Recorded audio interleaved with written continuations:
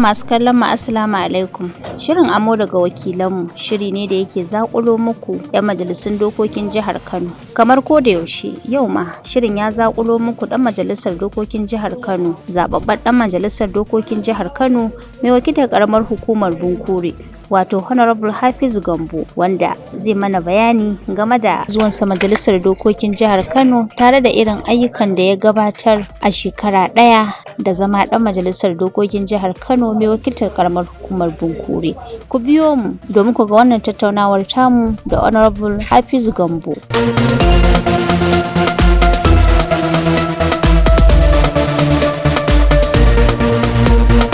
Auzu billahi minash shaitanir rajim. Bismillahir rahmanir rahim. Sunana Hafizu Gambo, dan majalisar wakiltar karamar hukumar Bunkure a zauren majalisar dokoki ta jihar Kano. Shin ya kaji labarin majalisa?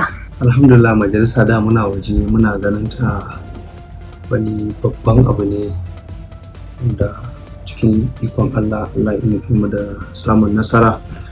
Muka ci zaɓe muka shigo ta, mun zo mun tarar da abubuwa da dama a cikin majalisa da kalubale iri-iri, kuma cikin hukuncin Allah mun zama 'yan gida a cikin wannan majalisa mai albarka ta 10, wanda ana gabatar da ayyuka na majalisa cikin samun nasara da kuma haɗin kai da dukkan 'yan majalisu waɗanda muke tare da su.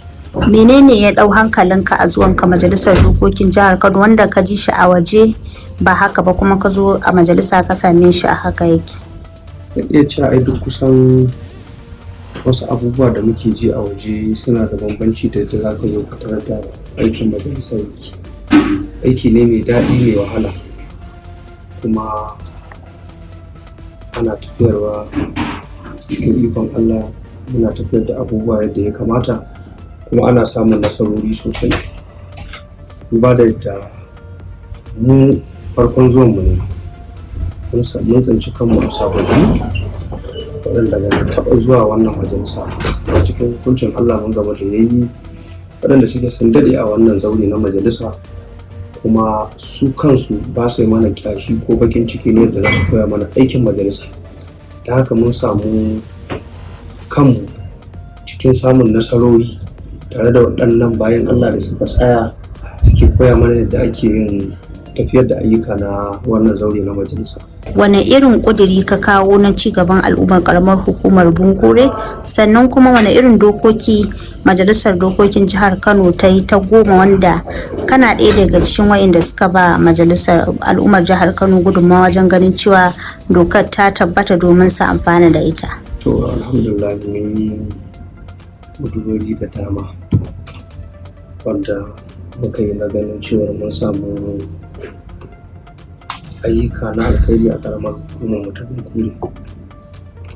Midiyar da za mu yi ganin cewar kira ga gwamnatin jihar Kano da ta waiwayi wannan karamar hukuma a fannin hanyoyi da bangaren lafiya da kuma bangaren ilimi.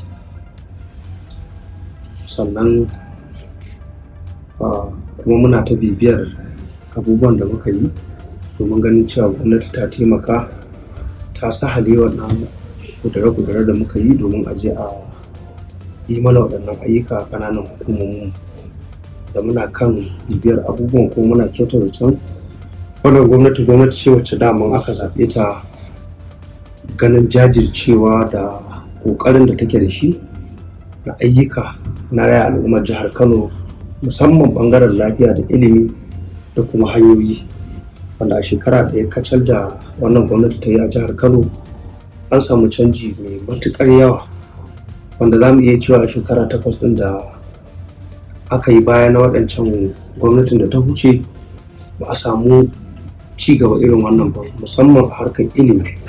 Ganin yadda shi kansa gwamnan ya mai da hankali gurin harkar ilimi da ɗiban ɗalibai a kai su ƙasashen waje, harkar ɗalibai waɗanda suke high institution na biya musu kudin makaranta, rabin kudin registration na makaranta, biyan kudin jam da sauransu, da kuma kokarinsa na ganin yanzu an fara aikace-aikace na gyaran makarantu da kuma tituna.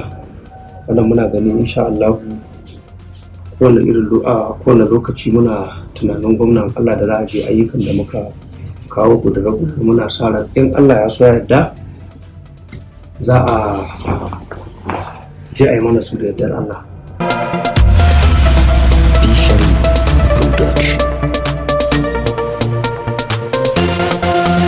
Shekara ɗaya muka yi amma an kawo dokoki da dama wanda mun manta ko jiya muna hira da speaker wasu kwamishinan kasuwanci ya kawo ziyara yake maganar cewar mu muke bin gwamnati bashi, wato ma'ana bashin dokoki da muke jira ta kawo mu yi a wannan zaure namu na majalisa.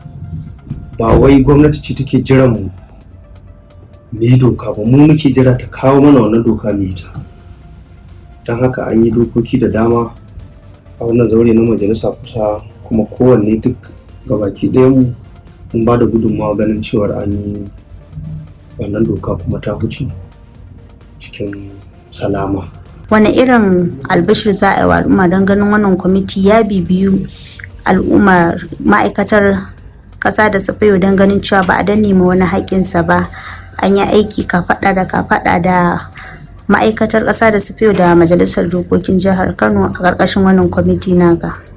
Zan iya cewa an yi kusan koyaushe muna kan wannan aiki. Sai san da na zama ciyaman na kwamiti na ta rana ɗaya ce ana zama a kan rigingimu da abubuwa da dama wanda suka shafi harkar ƙasa. Zan iya cewa har weekend wani lokacin na kan fito nan ofis domin na saurari jama'a, duba da yanayin yadda harkar ƙasa take ba wai a jihar Kano ba, kusan a Najeriya harka ce wacce take akwai rikice-rikice da dama. Kuma alhamdulillah mun samu haɗin kai na daraktoci na wannan ma'aikata da shi kansa kwamishina, tun tsohon kwamishina da aka yi, da kuma shi kansa gwamnan jihar Kano injiniya Abba Kabir Yusuf, tunda ya rike wannan ma'aikata zuwa wasu watanni. Mun yi aiki kafaɗa da kafaɗa, kuma ya ba da haɗin kai na duk ganin yadda za a yi an samu ci gaba a wannan ɓangare. Shi kansa wannan sabon kwamishina da aka yi muna da kyakkyawar alaƙa, wanda duk wasu abubuwa ko wani rikice-rikice ko wani ci gaba ko shawarwari in ya taso, dukkansu duk wanda aka bewa suna ɗauka, su kansu suna yin shawarwari da majalisa na duk wani abu da za su yi akan yanayin harkar ƙasa. Mun ba da shawarwari da yawa kuma an ɗauke su, ana nan akan yadda za a yi su, kuma insha Allah za a zo da tsare-tsare wanda ba a taɓa kawo irinsa ba a wannan hukuma ta ƙasa. Duba da yanayin wannan kwamishina da aka sa, yaro ne matashi kuma wayayye, ya san abin da yake yi, kuma dukkan wasu shawarwari dama a kansa yake, kuma za mu bayar in Allah da muna sa ran cewar wannan hukuma za ta yi yayin ta ganin ƙasa da ci gaba insha Allah. To, wani albishir za a yi wa al'ummar karamar hukumar Bunkure don ganin cewa wa'innan ayyuka da aka fara su don ganin ci gaban al'ummar karamar hukumar ya tabbata kuma sun wanzu a nan gaba, tunda yanzu aka fara majalisar? Insha Allah wannan su al'ummar karamar hukumar Bunkure sun gani. Zan iya cewa ba Bunkure ba kawai, kusan 'yan majalisunmu da muke da su faɗin jihar Kano da ni da su gaba ɗaya, Allah ya taimake mu muna shigowa nan zaure ko cikakken wata biyu ba mai ba, gwamnan jihar Kano ya fara ba mu constituency project wanda muka je muka kai ayyuka ƙananan hukumomin. Mun gina makaranta, mun kai sola, mun kai transformer, mun ayyuka daidai gwargwado a wannan constituency da aka bamu. Kuma still a wannan 2024 shi kansa muna jira wanda zai bayar, kuma za mu je mu yi wa al'umma waɗannan ayyuka na constituency. Kuma insha Allah daman gwamnati ce mai kokari, kamar da na gaya miki a baya, tuni gwamna ya sa halewa hukumar ilimi an tafi gyaran makarantun firamare da muke da su a faɗin jihar Kano, wanda wasu makarantun za a je a gyara su, wasu a ƙara musu gine-gine, wasu a kewaye su, a kai kayan aiki, a ci gaba da inganta harkar ilimi a faɗin jihar Kano. Ina ganin daman al'umma karamar hukumar Bunkure sun san kwankwasiya, sun san kokari na wannan gwamnati. Wadan Allah ya so ya yarda za mu yi iyayen maganin mun kawo ci gaba yadda ya kamata a karamar hukumar Bunkure. Wannan yake nuna cewa al'ummar karamar hukumar Bunkure su sa ruwa a ƙasa su sha kenan, tunda sun aika wakilin da zai ɗauko musu kitse a cikin wuta a majalisar dokokin jihar Kano. Insha Allah, in Allah ya so ya yarda, kuma muna roƙo ga al'ummar karamar hukumar Bunkure da su taya mu da addu'a domin mu samu nasara a dukkan abubuwan da muka sa a gaba. Amma dai insha Allah za mu iyayen wanda bukatar addu'ar su muke yi, domin addu'ar su ita ce wacce za ta kara mana karfin gwiwa ganin cewa mun samu dukkan ayyuka na cigaba wanda karamar hukuma ta mun albarka. To kasancewar kafin ka zo majalisar dokokin jihar Kano mu dan dawo baya, an sha gwagwarmaya ta yakin neman zaɓe da irin abubuwa da fatattakin da al'ummar karamar hukumar Bunkure. Shin wani albashir za ka yi musu na ganin cewa aikin da suka yi ba su ji kunya ba a nan gaba? Mun yi yakin neman zaɓe, kuma ni daman tun kafin wannan lokacin ne ɗan gwagwarmaya ne a harkar siyasa. Na yi shugabanci na jam'iyya, kuma daman babu inda ban sani ba a karamar hukumar Bunkure, lungu da sako ni ba bako ba ne, da ɗan karamar hukumar Bunkure ya sani. Sanda na yawo kamfen, ni kamfen ɗin da na yi door to door na yi, akwati 184 muke da ita, babu inda akwati take a wannan 184 da ban shige ta ba. Na yi yawo lungu da sako, na san dukkan matsalolin da suke damun karamar hukumar Bunkure, hanyoyi, gadoji, harkar ilimi da duk harkar noma, wanda mu daman karamar hukuma ce wacce take mun yi kaurin suna gurin harkar noma. Insha Allah duk mun san waɗannan matsaloli, kuma mun duba su, mun rubuta, kuma za mu yi iyayen mu ganin cewa insha Allah mun inganta dukkan waɗannan abubuwa tare da haɗin kan gwamnati, tunda mu daman aikin doka mu gabatar, ita kuma gwamnati ita take zartarwa ta wannan aiki. Kuma insha Allah za mu gabatar da ayyuka, kuma za mu bibiya mu tabbatar da cewa gwamnati ta je ta yi da yardar Allah. To, honorable, a yi sallama ga al'ummar jihar Kano da kuma al'ummar karamar hukumar Bunkure wanda suka sahale maka ka samu damar shigowa wannan zauren majalisar dokokin jihar Kano mai albarka, domin ganin sun rabauta da romo irin na demokaradiyya da ake sharba a jihar Kano.